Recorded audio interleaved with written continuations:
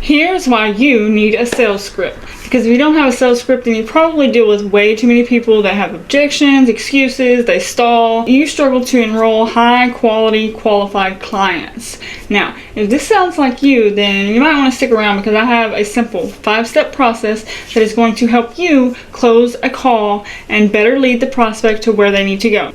Now, what I'm about to tell you can be very powerful if used in the correct way. Now, I know a lot of people are going to be objective about this, and they're like, well, I don't want to use a sales script because it's too salesy.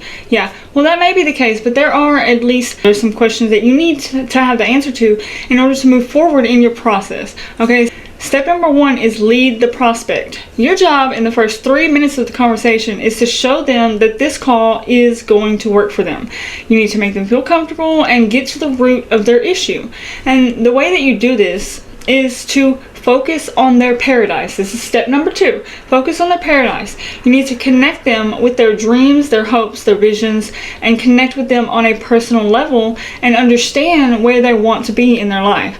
Say to them, well, if we were looking back over a year from now and a year from now, what would you need to happen today in order for you to feel happy with the progress that you've made? By asking this question, then they actually feel their paradise. They actually think about it. They get clarification. And that's step number 3 is clarify the plan. Now, in current reality, there's some pain points, some problems that they're facing right now that is painful to them, and they need to see that, they need to feel that. Since all progress begins by telling the truth, then the purpose of this step is to create permission for them to share with you the truth about how bad things really are right now. Now, this will allow you to stretch the gap in between where they are now and where they want to be. And you have to ask them, what is it like right now? And if nothing changes in your business, how will this affect you in your life, in your health, in your family, etc.? And this will make them realize their pain is greater than the fear of going forward and actually paying to have someone help them with their problem. Okay, now step 4 is to identify the obstacles.